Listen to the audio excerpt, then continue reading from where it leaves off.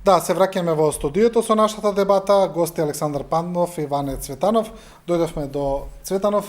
Некако, според последните случувања, ова што се случи со пратениците во собранието, постојат некои неофицијални најави сега дека овие 8 пратеници ќе формираат посебна пратеничка група, но има и најави дека можеби уште пратеници од ВМРО-ДПМН ќе гласаат за уставните измени. Како ќе продолжи да функционира сега опозицијата во собранието? Се чини дека овој потек не само што ја подели пратеничката група, туку поделбите ќе траат и понатаму.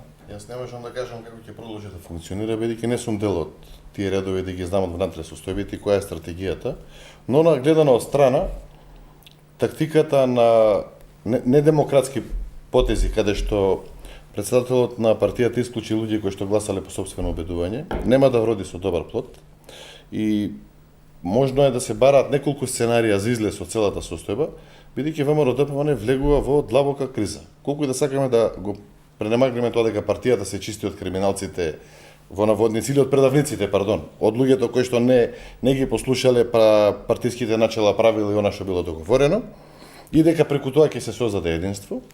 Во демократијата, во целиот свет, единството се создава преку кохезија на изразување на сопствените мислења на различни луѓе кои што потекнуваат од различни средини.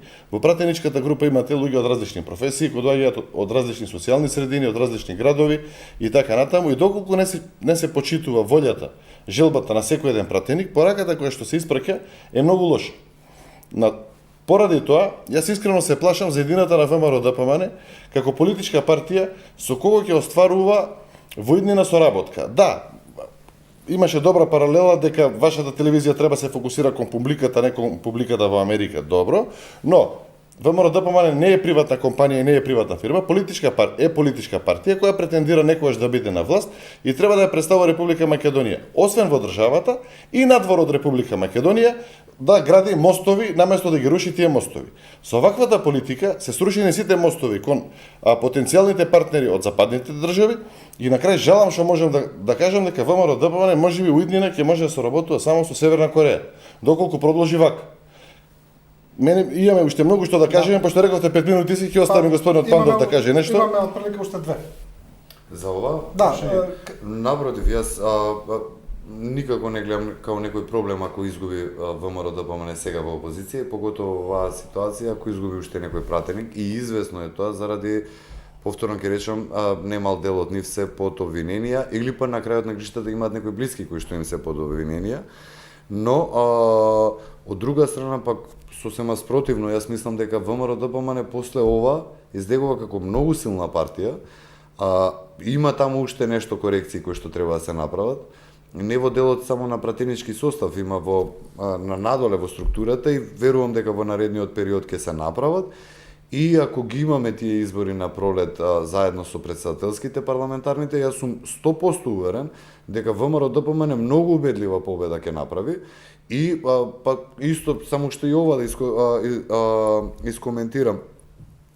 Правило на странците или на меѓународна е да соработуваат со онаа партија која што го контролира теренот.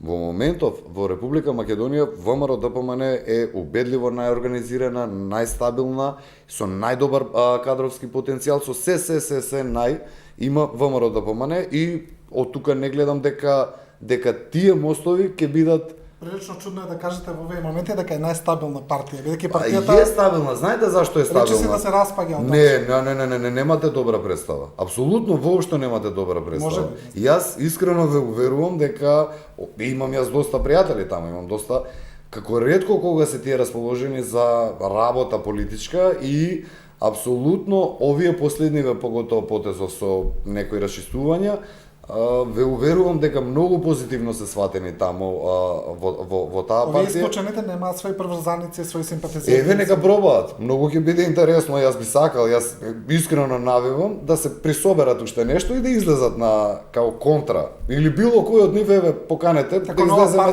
да продебатираме, да поразговараме, пошто тие се тешкаши, нели, они биле министри, они биле ова, она. Јас не сум бил ништо од тоа. Поканете некој од нив да поразговараме околу било каква политика, нормално македонска, нема да зборуваме за било што останато. Така да околу тие луѓе само аури стоеле дека се некои мокни. Биле мокни ради ВМРО ДПМН што им ги дала тие функции. Иначе тие се политички воопшто невредни луѓе. Слободно истестирајте ги вие, викнете ги, ама дебата, не вие да седите да разговарате со нив, ќе видите за каков квалитет. Од друга страна има ВМРО потенцијал, млади луѓе, квалитетни луѓе, некои подзаборавени луѓе, неправилно можеби од минатото раководство, кои што сега гледам дека им се отворени вратите и тие луѓе имаат што да кажат и што да направат во партијата и јас апсолутно и уште една теза која што се врти и завршувам, а тоа е дека нема да можела ВМРО ДПМН да коалицира со албански партии. Зошто не би можела?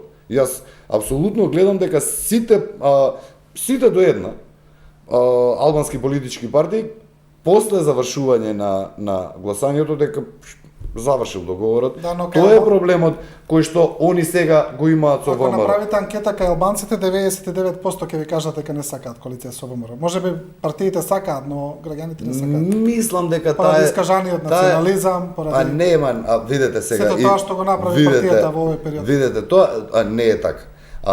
Тоа со национализмот тоа е подгревано со многу пари, со многу пропаганда. На штета не само на ВМРО, на штета на Македонија. Јас апсолутно го чувствувам тоа, затоа што мене ме доживуваат луѓето како апологет на ВМРО. Но еве никогаш не сум навредил албанец, никогаш било која националност не сум ја навредил. Почитувам различни религии и тоа се 99,9% од членовите на ВМРО ДПМН. Вие секогаш во група револтирана можете да уфрлите неколку луѓе кои што ќе се може да скандираат. Но тоа не е политика на членовите. Да, имаме уште само Половина реченица. Не молам, да. Со ваквата политика на ВМРО ДПМН, доколку се случат избори во март, математички и прецизно, кажано од моја страна, ВМРО ДПМН нема да освои повеќе од 30 претеник. Тоа е. Вие тоа го кажувате, Добро. ќе се видиме повторно. Убаво, на крај може да биде предвидување некое, па ќе видиме кој бил во права. Така Господине Пандов Цветанов, ви благодарам на двајцата.